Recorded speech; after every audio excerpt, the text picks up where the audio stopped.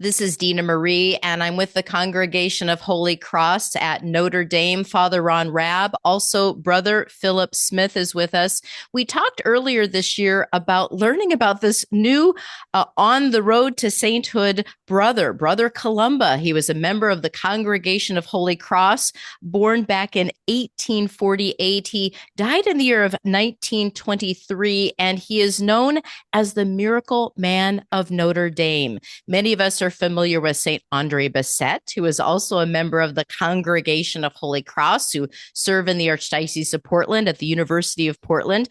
But maybe you don't know much about the Miracle Man of Notre Dame. And we're going to learn more about this very humble man who loved the Sacred Heart of Jesus. Brother Philip Smith is the Archivist at Notre Dame and has been going through since about 2020 all of the letters written to and from Brother Columba to give us a sense of this man's heart and this man's devotion, but also the healings that have been attributed to his prayers. And so, Brother Philip, thanks for joining us again today. Thank you for having me. And Father Ron, I just want to thank you for connecting us. It was really through our correspondence over many years at Catholic Radio. We're here today. That's right. Absolutely. Thank you for inviting me back. Well, I want to give our listeners, Brother Philip, an opportunity to hear about the correspondence of Brother Columba. And I think it's interesting that we have all of these letters. You know, today, maybe we don't write a lot of handwritten letters, but in the day of Brother Columba, that was the way of correspondence. And in fact, he signed his letters in kind of love. Tell us a little bit about these letters and what you've learned over finding them in a shelf in the archivist's office. Yes. In 2020, I did discover 3 large boxes of correspondence, handwritten letters, some typed, between Brother Columba and thousands of individuals who appealed to him over the years for intercessory prayer to the Sacred Heart of Jesus to cure them of whatever the malady is that they described. Most physical, some psychological, some spiritual, some that included petitions that relatives would be brought back to the faith.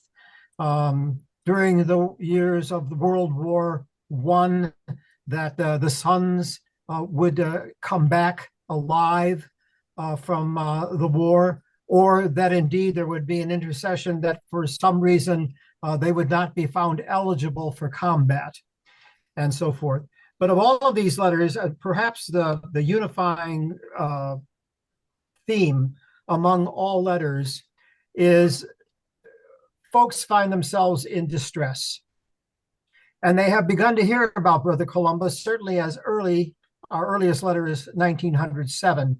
But they've been hearing about this man, this brother shoemaker at Notre Dame, who has some kind of an ability to not only intercede through the Sacred Heart of Jesus to the Lord, but that the Lord listens to him and that he grants this man favors. And by 1913, there are letters after letters after letters that always begin, "I have heard about you from my friends. I have heard about you from my relatives. And because of what I have heard, I appeal to you for assistance, for a favor, perhaps for a cure." They're always very heartfelt. Some are short, some are long, some are very descriptive. Some are, one has to assume what has been going on in the lives of many people. But I'd like to begin perhaps today with the fact that already in 1913, letters are received that are saying, "We have heard of your many cures." And so he has a reputation by this time, pretty much throughout the United States, that if you appeal to this man will have some kind of an effective, will be able to receive intercession from the Sacred Heart for you. And people are beginning to send him money already for cures. In fact, there was a letter in October of 1913 where not only was the person aware of so many cures, but she sent Brother Columba $5 because he had cured not her, but her son of some affliction. To put that in perspective, the buying power of $5 in 1913 is the buying power of $160 today. And often he would receive $1, 50 cents, whatever it is, and amassed a great deal of money over the years of people who say, thank you very much for what you've done. I think the one letter that I will speak about right now that is descriptive of what Brother Columba was able to do was not written until 10 years after his death in 1933. And it was written by a sister, a Franciscan sister, whose name was Amelia. And she describes the fact that in 1918, Columba cured her of breast cancer. In fact, her cancer was so severe, the doctors told her, you probably have less than 6 weeks to live. So this is now 1933, 15 years after the event. And she basically says, all due to Brother Columba's cure. The doctor told me I had maybe 6 weeks to live, but I fooled them all. And it is now 15 years that I've had the operation. It was in the month of May of 1918. I can tell you nothing but praises about Brother Columba and his wonderful cure. The doctor pronounced it cancer, and a very bad one at that. Brother Columba said at the time when I was so sick, he would bless me with the badge of the Sacred Heart, and I would be cured through the Sacred Heart, which I am cured, and I am feeling fine yet. And she goes on almost comically to say, and I have now returned to the laundry and can work 12 hours a day with no problem whatsoever. So there's one example of a cure. And apparently the cure was instantaneous. Yeah. She put the badge on the affected part. And when the doctor came in to perform the operation, he basically said, there is no cancer and there's no evidence of such either. And she actually mentions the doctor's name, and we're trying to pursue more information on this doctor to see if there were any actual written reports of this instantaneous cure. Wow. We're hearing about the life of Brother Columba from Brother Philip Smith, a Congregation of Holy Cross brother. Again, Brother Columba's cause for canonization is moving forward thanks to the work of Brother Smith. And I want to encourage people to visit the website, brothercolumba.com, because not only can you see a lot of these accounts, but there's an amazing newsletter called In Kind Love. I think the 5th edition is coming out this month. So it's an opportunity for you to learn and kind of explore the history from the very beginnings of this cobbler. He had 2 club feet, very sickly. I mean, his health was not well, but he lived, 75 years amazingly, and always had a cheerful countenance, regardless of the difficulties that Brother Columba would face throughout his life. So again, brothercolumba.com.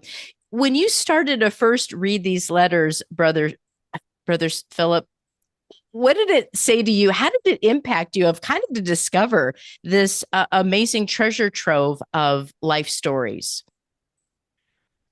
Well, the impact was fairly immediate. Once we took the time to get them into some kind of order so that we could read them with some kind of historical accuracy, I was just overwhelmed with the fact of, number one, the kinds of people, the kinds of needs people actually had and wanted prayer for. Secondly, the fact that so many received a cure indirectly.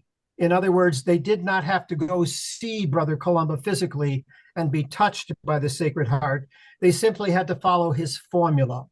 Use the badge, pray 5 times a day, Sacred Heart of Jesus, cure me, and do that for 9 consecutive days if you can, in hopes that whatever it is you wanted intercession for would be received. And after you've read 500, that's one thing. After you've read that 1,000, that's another. And after you've read 3,000, and you're going, my Lord, it's just unbelievable. And so it kind of washed over me in one sense.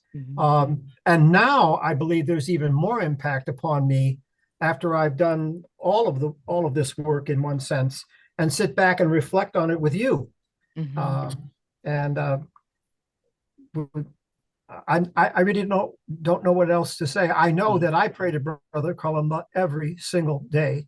Yeah. And I know now there are lots and lots and lots of folks who, because of our newsletter and because of what you're doing and so forth, are seeing also the benefit of embracing this man in their prayer. Yeah, he certainly is a pilgrim of hope. And this year we've been really called by our Holy Father to focus on hope. And I just see that simplicity, that trust in the Sacred Heart of Jesus. He made these badges. He made sure everyone had one, put it on their heart, and would promise. In fact, I think he wouldn't give a shoe back that he fixed unless you would take a Sacred Heart badge and promise to wear it, that he just trusted. And that's what we're looking at. And when we're talking about hope.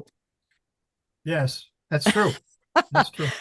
Well, we are just up to a break, Brother Philip and Father Ron, and I want to come back, Father, and have you share a little bit about some of the writings that you've been inspired to write, thanks to the example of Brother Columba. So stay with me, and we'll get back on our conversation with Brother Columba in the next half hour.